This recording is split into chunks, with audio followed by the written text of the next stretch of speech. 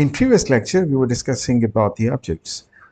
If you are interested in creating an object A with value 9, you will just press the run button over here and it will be added to your environment. Now, if suppose you want to create another object with the value 110 and the name of that object is B, you will run it and this object will be added to your environment. Now, if you are interested in knowing how many objects you have created, or might be in future, you have created a lot of objects and you want to know the list of all those objects that you have created, there is this function called ls. ls, and in the parentheses, you will write nothing. If I run it, you see that it is showing us that we have created two objects up till now, because I have just cleaned all the environment before starting this lecture. So we have two objects up till now that we have created. Now, if you want to clean all those environment, might be in future there is a long list of objects over here and you want to clean that. There is this function called remove rm, and then you will write list is equal to ls, and then in parentheses you will write nothing. Now, if you press this, it is going to clean all the environment for you, and this time let us check it whether it is cleaned properly or not. So ls, this is the function to know the number of objects and the list of objects that we have created. If I run it, you see it is showing us character, and in the parentheses it shows 0. There are no objects at our environment right now because we have cleaned it with this function remove, and then list is equal to ls, and in parentheses you will write nothing. So this is all about the objects, and we are going to study objects in detail in future as well, but for the purpose of introduction, I think it's enough.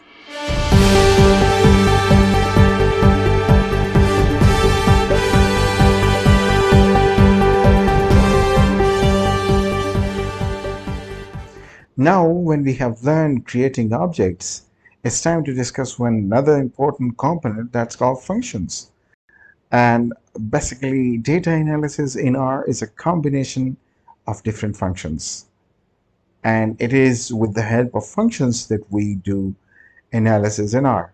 Now, I'm going to write a very common and very famous function of R that's called log. If suppose we have created this object A is equal to 9 and we want to apply log to this object, we're going to write the function name log, and then in the parentheses I'm going to write the name of that object.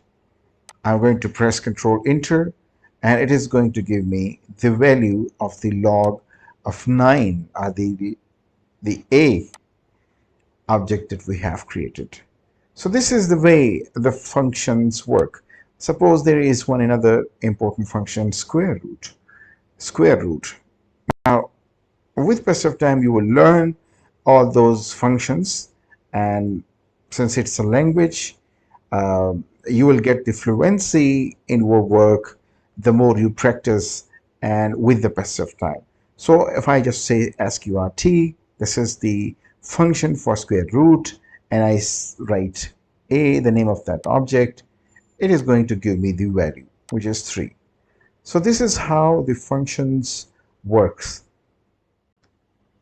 Related to the functions, I want to share some very important things. That the functions are divided into two types. One type of functions are those functions that do not require any argument. Suppose all the arithmetic operators we have written 2 plus 3 is equal to something. So this is something that doesn't require any argument. And if you want to know how many such functions are available in base directory or in your RStudio, so you will write this function, and we have used that in previous class, help, and in parentheses in the inverted commas you will write plus and you run it. It is going to give you all the functions that require no argument. The another type of functions are those that require arguments. Suppose square root and log functions that we have used. These are the functions that require argument. Suppose we have written sqrt, and in the parentheses we write the argument, like 48. We have given the value of 48. Suppose we want to take the square root, it is asking which value, and that's called the argument that we give. Log in parentheses 85, or we give the name of that object. The name of that object is an argument. Now let me highlight another important aspect of the function is that when we write log is in parentheses we write 85, this is not the full version of the function. The full version is longer, and we can specify some other things related to the function as well. We can give them more details about that function. And when you write this short version of the log, it takes the default values. Now, if you want to change that default values, you're going to write the full argument. And if you want to know the full argument of that function, there is this function called args. Now let us go to RStudio and practice this args. Now if I write args in R, and I just in parentheses write the function logs, and I run it, it is going to give me the full version of that function. This is the x, the value that we have placed, and then in the next with the comma, we can change the base as well. Now if I write the full argument, log a and then comma, and this time I change the base to 2. If I run it, you can see that previously when we were talking about log and the shorter version, it was giving me the value 2.19, and this time when I run it with the full argument, it is giving me the value 3.1699. So this is how you can write the argument in the functions, and this is the function called args to know the full argument of that function. The another very important topic in the functions category is called nested functions. And what nested function means is that we use two functions together. Or in other words, I can say that we use function is an argument of the function. So I will just give an example. Suppose this is the exponential function, and we take exponential of 1. It is going to give us 2.718, this value. Now if I take the log of this value, it is going to give me the 1 back. Now can we use these two functions together? Let us see the demonstration of this practically in R.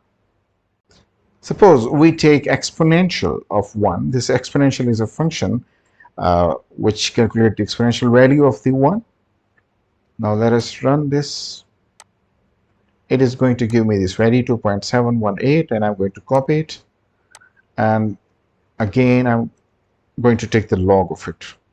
First I calculated the exponential, then I took the log of that value. So I'm going to paste that value in over here. And if I run it, it is going to give me the 1 back. So can we use these two functions together? The answer is yes. So let us go. First we do the, exponential 1, and then we take the log of it. We take the log of this value. So let us see. I'm going to press the control enter, and you see it is going to give me the value 1. Let us calculate some longer expression through nested function, and that's this function I'm going to copy. So you can see that first it is going to calculate the exponential of 123, 123. Then it is going to take the square root of that, and then it is going to take the log of it. So let us run it. So it is, you can see that it is giving us the value, and it is calculating this longer expression where a function has a function as an argument. This is called the nested function.